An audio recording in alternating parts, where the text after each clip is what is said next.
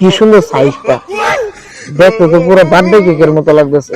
এটা আমরা আজকে প্রসেসিং করে ইন্ডিয়াতে পাঠাইতে হবে।